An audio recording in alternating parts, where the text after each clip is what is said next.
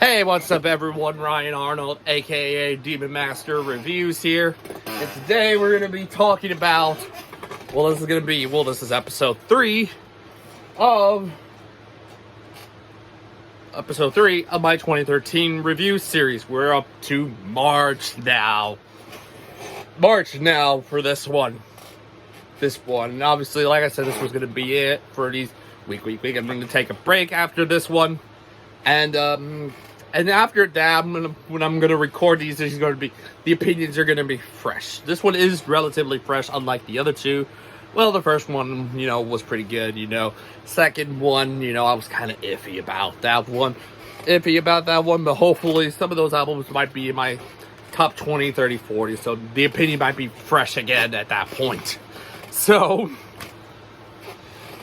let's get started. And unlike the first two, this episode, I have something physical to show. So we're going to start this one with Saxon, Sacrifice.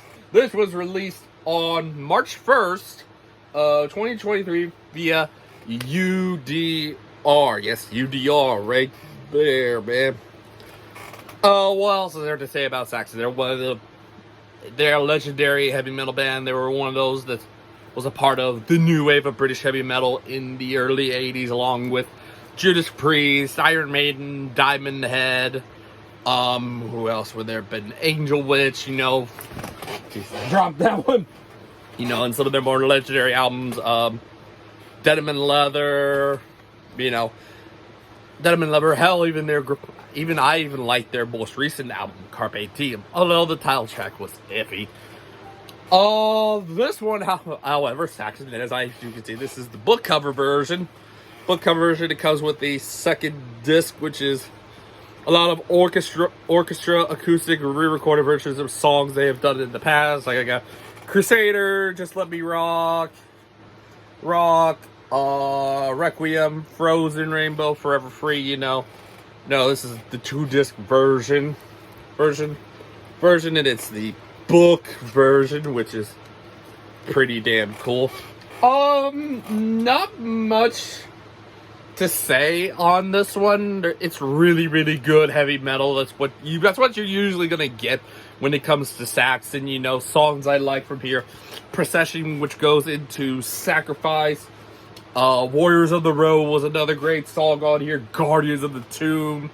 Walking the Steel, Wheels of Terror. The other ones were consistent. They were good. They just weren't standouts like those other ones.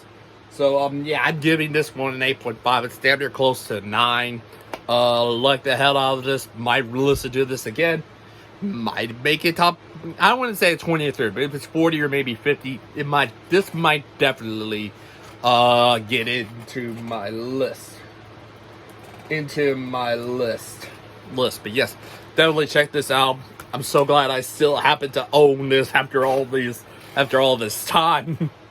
But the next one is yet another one. This one's kind of a ripped one, but holding the booklet. Soilwork, The Living Infinite. This was released on March 5th, 2013 via Nuclear Blast, and they're one of the big deal Gothenburg sounds. Here's what's left of the case. I'm gonna probably be getting a new one after this one. By the time I finish this one, I might be getting a new one. So yeah, I still happen to own it. This is the original copy I got from 2013. But fantastic Milo death metal. And I just realized I made a typing error in this one. But all the songs on this disc one, fantastic. Love the hell of it. There's one decent / pretty good song on here. Owl's Predict Oracle Standard. It was kind of an iffy album to say the least with this. But, the ones that I think to myself are definite highlights. I like pretty much everything. But if I had to say some of the highlights from me off of disc one, I would probably say Whispers and Lie, The Windswept Mercy, title track, the first part of the title track, this momentary bliss, memories combined, Loyal Shadow going into Rise Above the Sentiment, Parasite Blues, there's definitely some killer tracks on here. It's just that Owls Predict Oracle Stenkarp I didn't know how to feel about it. It was like, prevents it from being perfect, but I definitely give this a 9.75. It's damn near close to a 10. And yeah, definitely get this. I'm getting it again. I do have the CDs, I'm just getting a better case for it. But yeah, definitely worth checking out if you're in the melodic death metal stuff. Yeah, Soilwork, Living Infinite.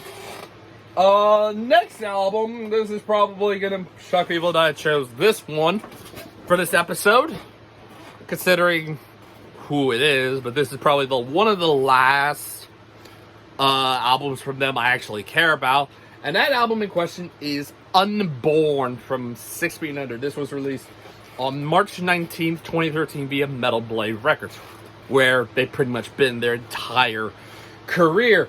The music side of this, obviously it's groovy death metal, it's all that stuff. There are moments on this album where the music was great, even the vocals. Chris was still great, a great death metal vocalist at this point, especially on songs like Inferno and Psychosis are fantastic. Some of the other ones I think are, the rest of the songs I have on here are basically all because the music is fantastic. Some of the vocals are iffy, but Inferno, Psychosis, I even think Neuroosmosis was really good vocally. Inferno, all because it got Rob Arnold, brother from another mother. What's up, Rob, if you're watching this? But those are literally the highlights of this album. Literally.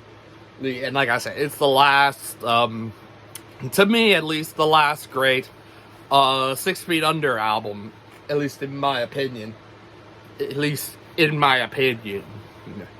And yeah, after this, they would have, I'm not gonna pay any attention to it. Although I might listen to Unburied, the other album, part of the trilogy.